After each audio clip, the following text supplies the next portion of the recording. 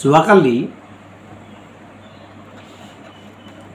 ফেচবুকত ভাগৱত পাঠ এটা শুনিলোঁ আৰু তাত বহুত কেইজন সদাশয় একান্ত ভকত উপস্থিত আছিল।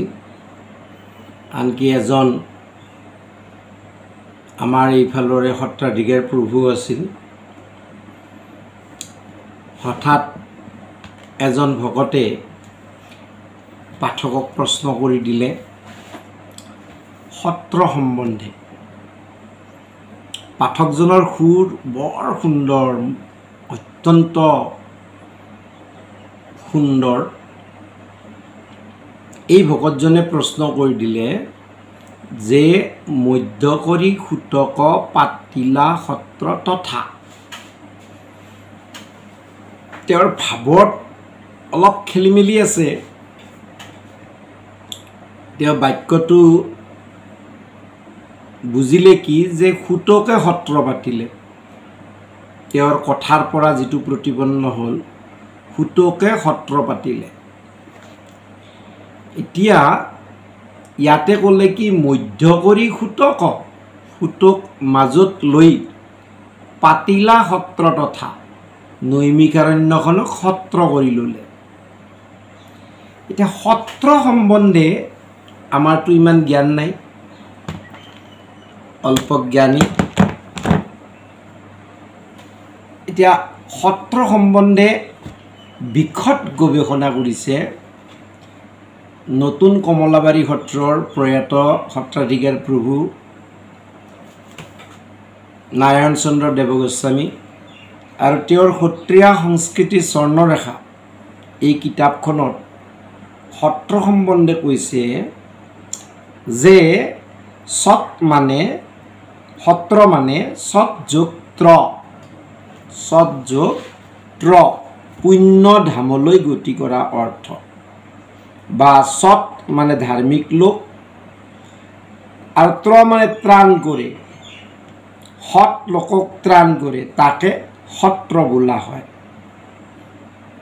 এতিয়া আমি যদি নেটত চাওঁ তেনেহ'লে বেছিভাগতে য'ত যজ্ঞাদি কৰ্ম কৰা হয় তাক সত্ৰ বোলে।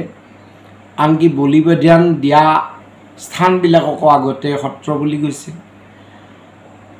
আনকি আমাৰ যিবিলাক আদালত আছে আদালতকো সত্ৰ বুলি কয়। ধৰ্মস্থান, যজ্ঞ, ভজনালয় এইবিলাককো। কিন্তু ভাগৱতৰ প্ৰথম স্কন্ধৰ 4 নম্বৰ শ্লোকত ক'লে ওম নৈমিষেহ নিমিষাক্ষেত্ৰে ঋষয়ঃ সৌনকাদয়ঃ সত্ৰম স্বৰ্গায় লোকায় সহস্ৰসমামাসৎ।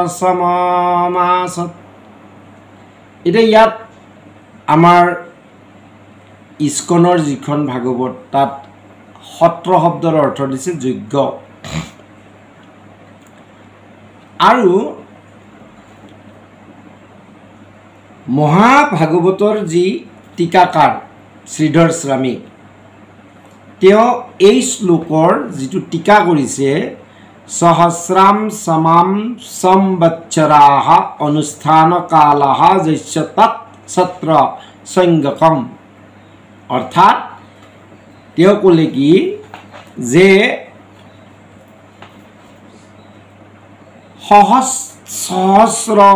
সহস্ৰ লোকে য'ত একত্ৰিত হৈ অনুষ্ঠান কাৰ্য কৰে, সৎ কাৰ্য কৰে, তাকে সত্ৰ বুলি কয়। মহাভাৰতৰ প্ৰথম শ্লোকতে পোৱা যায় যে ৰোমহৰ্ষণ পুত্ৰ উগ্ৰশ্ৰৱসুতে কি নৈমিষাৰণ্যত কুলপতি শৌনকৰ দ্বাদশ বাৰ্ষিক যজ্ঞত তেওঁ কি কৰিছিল তাত উপস্থিত আছিল। নীলকণ্ঠ বচনত ধৃতমত কৈছে বহুভ্যাদিয়ত সত্ৰ তৃপ্যন্তি প্ৰাণিনঃ বহু কৰ্তাৰো বহৱ সত্ৰ তৎ সত্ৰম অধিধীয়তে। য'ত দান কৰা হয়, য'ত বহু প্ৰাণীয়ে তৃপ্তি লাভ কৰে, য'ত বহু কৰ্তা ব্যক্তি থাকে তাকে সত্ৰ বোলে। ঠিক তেনেকৈ জন্মেজয়ে সত্ৰ পাতিছিল সৰ্প নিধন যজ্ঞৰ। তাত কৈছে জন্মেজয়স্য জাং ৰাজ্ঞ বৈশপায়ন উক্তবান, মহাভাৰতৰ আদি পৰ্বত কৈছে। যথা বৎস ঋষি স্তোত্ৰা সত্ৰিদৈপায়নাজ্ঞয়া, মহাভাৰতৰ আদি পৰ্বত। জন্মেজৰ সৰ্পযজ্ঞত বেদব্যাসৰ আজ্ঞা অনুসৰে প্ৰসিদ্ধ বৈশাপায়ন ঋষিয়ে আনন্দৰে যথা নিয়মে কৈছিল, কি কৈছিল?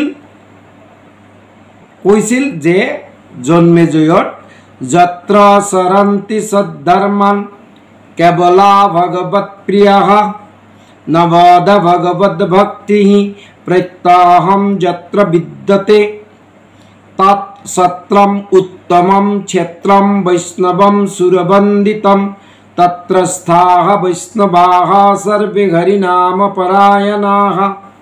ভট্টদেৱৰ শৰণ মালিকাত আছে এই শ্লোকটো। তাত কৈছে যি স্থান দেৱতা আৰু বৈষ্ণৱৰ দ্বাৰা বন্দিত, যি স্থানত একান্ত ভকতসকলে ঈশ্বৰৰ প্ৰিয় কাৰ্য সাধন কৰে আৰু যি স্থানত দৈনন্দিন নৱবিধ ভক্তিয়ে বিৰাজ কৰে, সেই শ্ৰেষ্ঠ স্থানকে সত্ৰ বুলি কোৱা হয়। তাত বাস কৰা সকলো বৈষ্ণৱ হৰিনাম পৰায়ণ। এতিয়া মহাপুৰুষ শংকৰদেৱ গুৰুজনাই ভাগৱতৰ প্ৰথম স্কন্ধৰ প্ৰথমতে ক'লে 28 সহস্ৰ ঋষি বেদত প্ৰদান বিষ্ণুৰ নৈমিক ক্ষেত্ৰ মহাপুণ্যস্থান মান্য কৰি সূতক মান্য কৰি তেওঁক সাদৰ আদৰ কৰি নিমন্ত্ৰণ কৰি আনি সুন্দৰকৈ তেওঁক উপস্থাপন কৰাই আসনত মান্য কৰি যথাযোগ্য সৎকাৰ কৰি পাতিলা সত্ৰ তথা নৈমিক অৰণ্যখনত এখন সত্ৰ পাতিলে। আৰু কি কৰে সত্ৰত? শৌনক প্ৰমুখ্যে শুনে ভাগৱত কথা। শৌনক আদি লিখিসকলে তাত ভাগৱত কথা সূতৰ মুখেদি শুনিলে। কি কথা? বিষ্ণু আৰু বৈষ্ণৱৰ কথা। কিয় বোলে বিষ্ণু বৈষ্ণৱৰ কিঞ্চিতেকো নাই ভেদ, দুইৰো কথাই কৰে পাতকৰ স্কন্ধচ্ছেদ। আৰু বিশেষকৈ তেওঁলোকে অত্যন্ত কি হৈছিল? চিন্তিত হৈছিল যে কলিৰ যি দোষ বা কলিৰ যি দুষ্প্ৰভাৱ, এই দুষ্প্ৰভাৱৰ পৰা তেওঁলোকে কেনেকৈ পৰিত্ৰাণ পাব। আৰু সেইকাৰণে কৈছে তেওঁলোকে যি কৰ্ম কৰি আছে সেই কৰ্মৰ দ্বাৰা কোনোপধ্যে পৰিত্ৰাণ পাব নোৱাৰে। যি কৰ্ম কৰি আছে তাৰ দ্বাৰাই পৰিত্ৰাণ। সেইকাৰণে কৈছে জাত কৰ্ম কৰোৱাত নাইকে বিশ্বাস, আপোনাৰ আয়ু ব্যৰ্থে কৰিলোঁ নাশ। নিজৰ শৰীৰৰ আয়ু মাত্ৰ মই ব্যৰ্থে আমি নাশ কৰিলোঁ, কিন্তু আমাৰ একো গতি নহ'ব। সেইকাৰণে হে সুত কি কৰা? সম্প্ৰতি চিন্তিয়ক আমাৰ হিত কৰাই অকপান কৃষ্ণ চৰিত্ৰ অমৃত। চৰিত্ৰ অমৃত, কৃষ্ণ চৰিত্ৰ অমৃত পান কৰিলেহে আমাৰ হিত হ'ব।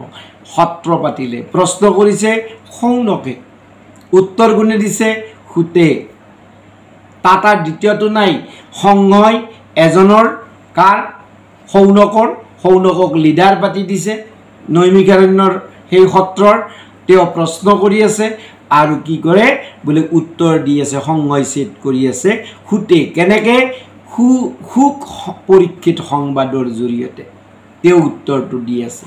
ঠিক তেনেকৈ পাটবাউসীত থাকোঁতে মহাপুৰুষ মাধৱদেৱ গুৰুজনাই প্ৰশ্ন কৰিছিল মহাপুৰুষ গুৰুজনাক, শংকৰদেৱক, আৰু বাকীবিলাকে তাক শুনিছিল। সংঘবিলাক ছেদ হৈছিল, আধ্যাত্মিক জ্ঞান প্ৰাপ্তি হৈছিল, জ্ঞান আৰু বৈৰাগ্য উপজিছিল। এতিয়া দ্বাদশ স্কন্ধ ভাগৱতত কৈছে অথৰ্প বেদীয় বিপ্ৰ সমস্তক আনি পাতিলন্ত সৰ্পসত্ৰ মহাকুণ্ড খানি জন্মেজয়ে। আৰু বৈৱস্বত পুৰাণৰ 78 পদত আছে সংহাৰী জীৱৰ জাত ছেদিয়া সংঘই নানান প্ৰকাৰে যোগ অৰ্থ দেখাৱই বৈকুণ্ঠৰ নাথমৰ আজ্ঞা জাত থাকে জীৱৰ শৰণ কৰাই সত্ৰ বোলে তাকে। বৈৱস্বত পুৰাণত আছে। গতিকে এনেকৈ সত্ৰ শব্দৰ সম্বন্ধে কোৱা হৈছে। আৰু আমি সেই এই সত্ৰবিলাককে আগতে স্থানৰ পৰা থান, যেনে বৰদোৱাৰ থান, যেনে বৰপেটা থান, যেনে সুন্দৰীদিয়াৰ থান, এই থান বুলি কোৱা হৈছিল। আচলতে থান বোলোতে সেই ঠাইতে সত্ৰ এনে অৰ্থ বোধ হৈছিল। আৰু সেইকাৰণে পুৰুষোত্তম ঠাকুৰে নঘোষাত লিখিছে, জয় জয় বৰদোৱা বৈকুণ্ঠ দূতয়, সেই স্থানে নিজ গুৰু হৈলন্তয়োদয়। গতিকে সত্ৰ মানে য'ত একান্ত ভকতসকলে ভগৱানৰ যগ গুণ লীলা শ্ৰৱণ কীৰ্তন স্মৰণ নৱদা ভক্তি আচৰণ কৰে, তাকে মাত্ৰ সত্ৰ বুলি। আৰু বহু কথা লিখিছে। গতিকে কিয় বোলে য'ত একান্ত ভকত হবে নিৰ্গুণ কৃষ্ণৰ গুণ, গাঁৱে সদা বখীয়া যথাত, বৈকুণ্ঠক পৰিহৰি যোগীৰ হৃদয় হেৰি, থাকা হৰি সাক্ষাতে তথাত। য'ত একান্ত ভকতে কৃষ্ণ কথা কয়, তাত সমস্ত দেৱনিধি নদী, সমস্ত দেৱতীৰ্থ তাত উপস্থিত হৈ থাকে। আনকি আমি যদি চাওঁ যে যেতিয়া 17 পুৰাণ, যেতিয়া ভাগৱত 18 নম্বৰ যেতিয়া ভাগৱত আলোচনা কৰা হৈছিল গংগাৰ পাৰত, তেতিয়া আনকি 17খন পুৰাণ আৰু সমস্ত যি সনাতন ধৰ্মৰ যিমান শাস্ত্ৰ তাত উপস্থিত থকা বুলিও বহুতে ব্যাখ্যা দিব বিচাৰে। গতিকে ইয়াত দিছেও, তত্ৰৈব গংগা যমুনা চ তত্ৰ গোদাবৰী সিন্ধু সৰস্বতী চ সৰ্বাণি তীर्थানি বসন্তি তত্ৰ যত্ৰ চ্যুতোদ্ধাৰ কথা প্ৰসংগ।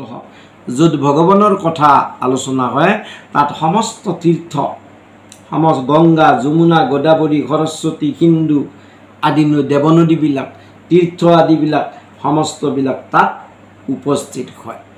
গতিকে কালি তাত যেতিয়া শুনিলোঁ, দেখিলোঁ যে সকলোৱে ব্যাখ্যা দি আছে। ভাগৱত বক্তাজনক প্ৰশ্ন কৰিছে, কিন্তু উত্তৰ সকলোৱে দিব বিচাৰে বা তেওঁৰ লগত কোনেও সহমত পোষণ কৰা নাই, তেতিয়া সেইখন সত্ৰ নহয়। সেইখন তেতিয়া সত্ৰ নহয়। সত্ৰ হ'লে সেই বিশিষ্ট গুৰুক অকপতে তাত মানে যথাযোগ্য সমাদৰ কৰি, আদৰ সাদৰ কৰি তেওঁৰ পৰা যেতিয়া আমি শাস্ত্ৰৰ কথা শুনি আমাৰ মনৰ সংশয় ছেদ কৰিম, তেতিয়াহে সেইখন সত্ৰ হ'ব। কৃষ্ণ।